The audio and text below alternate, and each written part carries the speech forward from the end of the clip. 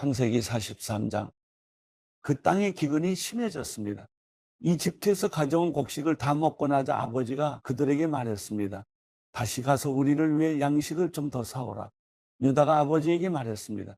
그 사람이 저희에게 단호하게 말하기를 만약 너희 동생이 너희와 함께 오지 않으면 너희가 다시는 내 얼굴을 보지 못할 것이다 라고 했습니다. 아버지께서 만약 막내를 저희와 함께 보내신다면 저희가 내려가서 아버지를 위해 양식을 사오겠습니다. 그러나 베냐민을 보내지 않으시겠다면 저희도 내려가지 않겠습니다. 그 사람이 저희에게 너희 동생이 함께 오지 않으면 너희가 다시는 내 얼굴을 보지 못할 것이다 라고 했기 때문입니다. 이스라엘이 물었습니다. 왜 그 사람에게 동생이 있다는 말을 해서 나를 곤란하게 만드느냐? 그들이 대답했습니다. 그 사람이 우리와 우리 가족 사항을 자세히 물어봤습니다. 그가 너희 아버지가 아직 살아계시냐? 너희에게 다른 형제가 있느냐라고 해서 우리는 그저 묻는 대로 대답했을 뿐입니다. 그가 너희 동생을 데리고 내려오라고 할 줄 우리가 어떻게 알았겠습니까?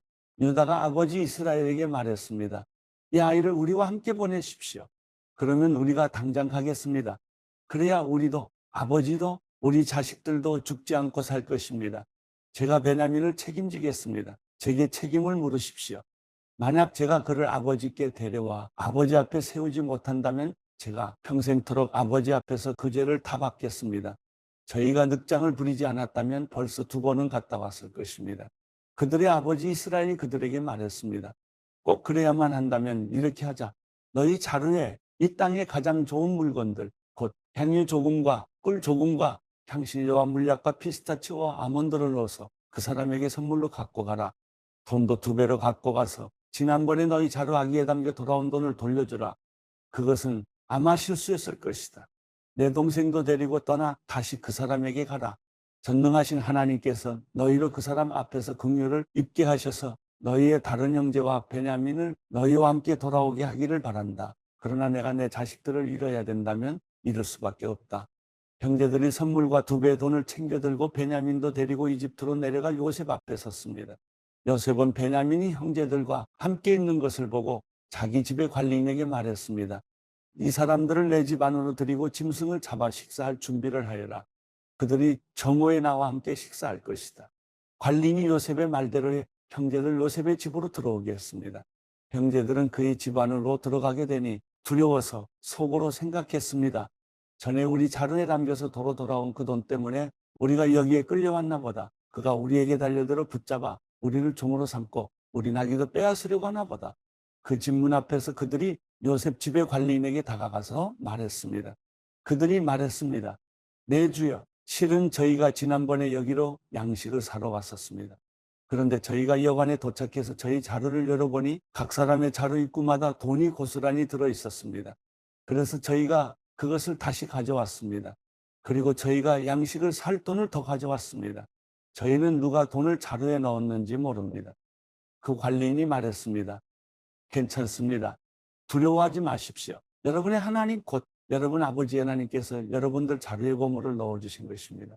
저는 여러분의 돈을 받았습니다. 그러고 나서 그는 시몬을 그들에게 데려왔습니다. 관리인은 형제들을 요셉의 집으로 데리고 들어가 발 씻을 물을 주고 그들의 나귀에게도 먹이를 주었습니다. 형제들은 자신들이 거기에서 식사를 하게 되리라는 것을 들었기 때문에 정오가 되어 요셉이 오기 전에 준비해온 선물을 챙겼습니다. 요셉이 집에 오자 그들은 준비한 선물을 집 안으로 갖고 들어가 그 앞에서 땅에 엎드려 절했습니다. 요셉은 형제들에게 잘 있었는지 묻고 난 다음에 말했습니다. 너희가 말했던 너희의 늙은 아버지는 어떠하시냐? 그분이 아직 살아계시냐? 그들이 말했습니다. 주의 종인 저희 아버지는 아직 살아계시고 잘 지내고 계십니다. 그들이 다시 머리를 숙여 절했습니다. 요셉이 눈을 뜨고 자기 어머니 아들인 자기 동생 베냐민을 보고 이 아이가 너희가 내게 말했던 그 막내냐 하고 물어보고 다시 말했습니다. 아이야, 하나님께서 내게 은혜 베푸시기를 바란다. 요셉은 서둘러서 밖으로 나갔습니다. 그가 자기 동생을 보자 애틋한 마음이 불타올랐기 때문이었습니다. 그는 울 곳을 찾아 자기 방으로 들어가 울었습니다. 그러고 나서 요셉은 얼굴을 씻고 다시 나왔습니다. 그가 마음을 진정시키면서 말했습니다. 음식을 내오너라. 사람들이 음식을 요셉에게 따로 차려주고 그 형제들에게 따로 차려주고 요셉과 함께 식사를 하는 이집트 사람들에게 또 따로 차려주었습니다. 이는 이집트 사람들은 히브리 사람들과 함께 식사하는 것을 혐오스러운 일로 여겨 그들과 함께 식사를 할 수 없었기 때문이었습니다. 형제들의 자리가 첫째부터 막내까지 나이 순서대로 요셉의 앞에 배정됐습니다. 이 때문에 형제들이 놀라 서로 얼굴을 바라보았습니다.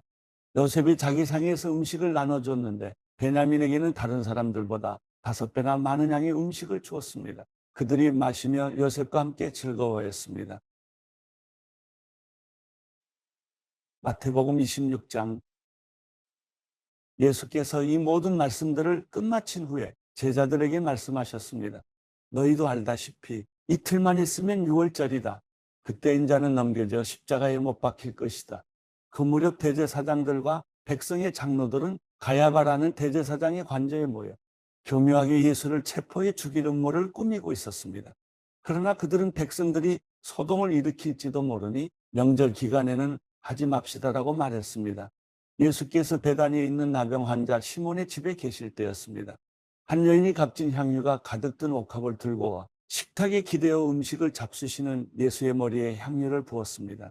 제자들은 이것을 보고 분개하며 물었습니다. 왜 향유를 저렇게 낭비하는가? 이 향유를 비싼 값에 팔아 그 돈으로 가난한 사람들을 도울 수 있었을 텐데. 이것을 아신 예수께서 말씀하셨습니다. 왜 이 여인을 괴롭히느냐? 이 여인은 내게 좋은 일을 했다. 가난한 사람들은 항상 너희와 함께 있겠지만 나는 항상 너희 곁에 있는 것이 아니다. 이 여인이 내 몸에 향유를 부은 것은 내 장례를 준비하기 위한 것이다. 내가 진실로 너희에게 말한다. 온 세상 어디든지 복음이 전파되는 곳마다 이 여인이 한 일도 전해져서 사람들이 이 여인을 기억하게 될 것이다. 그때 12 제자 중 하나인 가룟 사람 유다가 대제사장들에게 가서 물었습니다. 예수를 당신들에게 넘겨주면 내게 얼마나 주겠어? 그들은 유다에게 은돈 30을 쳐주었습니다. 그때부터 유다는 예수를 넘겨줄 기회를 엿보았습니다. 무교절 첫날에 제자들이 예수께 와서 물었습니다. 선생님께서 잡수실 6월절 음식을 어디에서 준비하면 좋겠습니까? 예수께서 대답하셨습니다. 성 안에 들어간 사람에게 가서 우리 선생님께서 말씀하시기를 나의 때가 가까워졌으니 내가 그대의 집에서 제자들과 함께 6월절을 지키겠다 하십니다라고 전하라. 그리하여 제자들은 예수께서 지시하신 대로 6월절을 준비했습니다. 저녁이 되자 예수께서 12 제자와 함께 식탁에 기대어 앉으셨습니다. 모두들 식사를 하고 있을 때 예수께서 말씀하셨습니다. 내가 진실로 너희에게 말한다. 너희 중 하나가 나를 배반할 것이다. 제자들은 큰 슬픔에 잠겨져마다 예수께 물었습니다. 주여, 저는 아니겠지요. 예수께서 대답하셨습니다. 나와 함께 그릇에 손을 넣은 사람이 나를 배반할 것이다. 인자는 자신에 대해 성경이 기록된 대로 가겠지만 인자를 배반하는 그 사람에게는 저주가 있을 것이다. 그는 차라리 태어나지 않는 게 나았을 것이다. 그때 예수를 배반한 유다가 말했습니다. 랍비여, 저는 아니겠지요. 예수께서 대답하셨습니다. 내가 말했다. 그들이 식사를 하고 있을 때 예수께서 빵을 들어 감사 기도를 드리신 후 떼어 제자들에게 주면서 말씀하셨습니다. 받아서 먹어라. 이것은 내 몸이다. 그리고 또 잔을 들어 감사 기도를 드리신 후 제자들에게 주시면서 말씀하셨습니다. 너희 모두 이것을 마시라. 이것은 죄 사함을 위해 많은 사람들을 위해 흘리는 내 피, 곧 언약의 피다. 내가 너희에게 말한다. 나는 이제부터 내 아버지의 나라에서 너희와 함께 새 포도주를 마실 그날까지 다시는 포도 열매로 만든 것을 마시지 않을 것이다. 그들은 찬송을 부른 후에 올리브 산으로 향했습니다. 그때 예수께서 제자들에게 말씀하셨습니다. 내가 목자를 치리니 양떼가 흩어질 것이다라고 성경에 기록된 대로 오늘 밤에 너희는 모두 나를 버릴 것이다. 그러나 내가 살아난 뒤에 너희보다 먼저 갈릴리로 갈 것이다. 베드로가 대답했습니다. 모두들 주를 버린다 해도 저는 결코 버리지 않겠습니다. 예수께서 대답하셨습니다. 내가 진실로 내게 말한다. 바로 오늘 밤 달기 울기 전에 너는 3번 나를 부인할 것이다. 그러자 베드로가 외쳤습니다. 주와 함께 죽을지언정 결코 주를 모른다고 하지 않을 것입니다. 그러자 다른 제자들도 모두 똑같이 말했습니다. 그때 예수께서 제자들과 함께 겟세마네라고 하는 곳으로 가서 제자들에게 말씀하셨습니다. 내가 저기에 가서 기도하는 동안 여기 앉아 있으라. 예수께서 베드로와 세베대의 2 아들을 데리고 가셨습니다. 예수께서는 슬픔에 잠겨 괴로워하셨습니다. 그때 예수께서 그들에게 말씀하셨습니다. 내 마음이 너무 괴로워 죽을 지경이라. 너희는 여기 머물러 나와 함께 깨어있도록 하라. 예수께서 조금 떨어진 곳으로 가셔서 얼굴을 땅에 파묻고 엎드려 기도하셨습니다. 내 아버지, 할 수 있다면 이 잔을 내게서 걷어주십시오. 그러나 내 뜻대로 하지 마시고 아버지의 뜻대로 하십시오. 그리고 제자들에게 돌아와 보니 그들은 자고 있었습니다. 예수께서 베드로에게 물으셨습니다. 너희가 1시간도 나와 함께 깨어있지 못하겠느냐? 시험에 들지 않도록 깨어서 기도하라. 마음은 간절한데 육신이 약하구나. 그리고 예수께서 다시 가서 기도하셨습니다. 내 아버지, 내가 마시지 않고서는 이 잔이 내게서 떠날 수 없다면 아버지의 뜻대로 해주십시오. 예수께서 돌아와 보니 제자들은 또 잠이 들어 있었습니다. 그들은 너무 졸려서 눈을 뜰 수 없었습니다. 그래서 예수께서 그들을 두고 또다시 가셔서 세 번째로 똑같은 기도를 하셨습니다. 그러고는 제자들에게 돌아와 말씀하셨습니다. 이제는 자고 쉬라. 보라, 때가 가까이 왔다. 인자가 배반당해 죄인들의 손에 넘겨지게 됐구나. 일어나라. 가자. 보라, 저기 나를 넘겨줄 사람이 가까이 오고 있다. 예수의 말씀이 채 끝나기도 전에 12 제자 중 하나인 유다가 다가왔습니다. 유다 곁에는 대제사장들과 백성의 장로들이 보낸 큰 무리가 칼과 몽둥이로 무장하고 있었습니다. 그리고 예수를 넘겨줄 사람이 그들에게 신호를 보내기로 정해두었습니다. 내가 입을 맞추는 사람이 바로 그 사람이니 그를 붙잡으시오. 곧바로 유다는 예수께 다가가 랍비여, 안녕하십니까? 라고 말하며 입을 맞추었습니다. 예수께서 대답하셨습니다. 친구여, 무엇을 하려고 여기에 왔느냐? 그래서 사람들이 한 발자국 앞으로 나오더니 예수를 붙잡아 체포했습니다. 그때 예수의 일행 중 한 사람이 손을 뻗어 자기 칼을 빼고는 대제사장의 종을 내리쳐 그 귀를 잘랐습니다. 예수께서 그에게 말씀하셨습니다.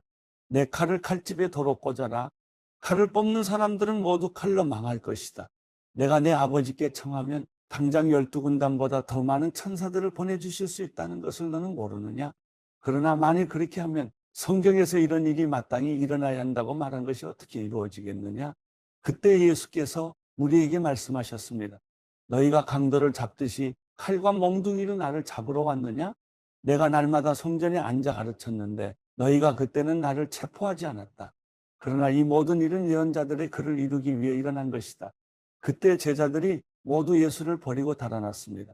예수를 체포한 사람들은 예수를 대제사장 가야바에게 끌고 갔습니다. 그곳에는 율법학자들과 장로들이 모여 있었습니다. 베드로는 멀찌감치 예수를 따라가 대제사장 관저의 뜰까지 갔습니다. 그는 들어가 하인들과 함께 앉아서 결말이 어떻게 되는지 지켜보았습니다. 대제사장들과 온 공회가 예수에 대한 거짓 증거를 찾아내어 죽이려고 했습니다. 많은 사람들이 나서서 거짓 증언을 했지만 그들은 아무런 증거도 발견하지 못했습니다. 결국 두 사람이 나와 주장했습니다. 이 사람이 내가 하나님의 성전을 헐고 3일 만에 다시 세울 수 있다고 말했습니다. 그러자 대제사장이 일어나 예수께 말했습니다. 아무 대답도 안 할 작정이냐?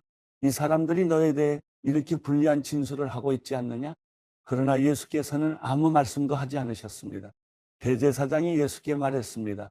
내가 살아계신 하나님께 맹세하면 내게 명령하니 우리에게 말해보아라. 내가 그리스도 곧 하나님의 아들이냐? 예수께서 대답하셨습니다. 내가 스스로 말했다. 내가 너희에게 말한다. 이제 앞으로는 인자가 권능의 보좌 오른편에 앉아있는 것과 하늘 구름을 타고 오는 것을 너희가 볼 것이다. 그러자 대제사장은 자기 옷을 찢으며 말했습니다. 이 사람이 하나님을 모독하고 있어. 더 이상 무슨 증인이 필요하겠어? 보시오. 여러분은 지금 하나님을 모독하는 말을 들었어. 여러분은 어떻게 생각하시오? 그들은 죽어 마땅합니다라고 대답했습니다. 그러자 그들은 예수의 얼굴에 침을 뱉고 주먹으로 그를 때렸습니다. 또 어떤 사람들은 뺨을 때리면서 말했습니다. 그리스도야, 누가 너를 때렸는지 예언자처럼 말해봐라. 그때 베드로는 뜰에 앉아 있는데 한 하녀가 베드로에게 다가와 말했습니다. 당신도 갈릴리 사람 예수와 함께 있었던 사람이군요. 그러나 베드로는 모든 사람들 앞에서 그 말을 부인하며 내가 도대체 무슨 말을 하는지 나는 모르겠다라고 했습니다.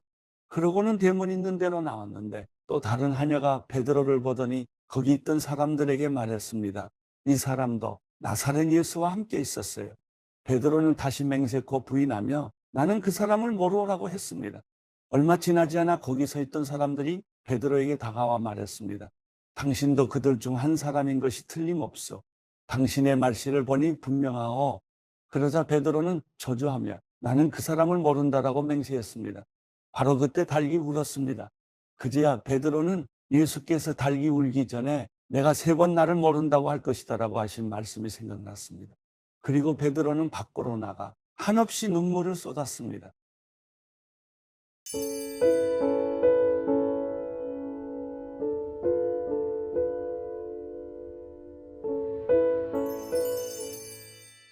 시편 23편. 여호와는 나의 목자이시니 내게 부족한 것이 없습니다. 그분이 나를 푸른 목장에 눕히시고 잔잔한 물가로 인도하십니다. 내 영혼을 회복시키시고 당신의 이름을 위해 의로운 길로 인도하십니다. 내가 죽음의 그림자가 드리운 골짜기를 지날 때라도 악한 것을 두려워하지 않는 이유는 주께서 나와 함께 계시기 때문입니다. 주의 지팡이와 막대기가 나를 지키시고 보호하십니다.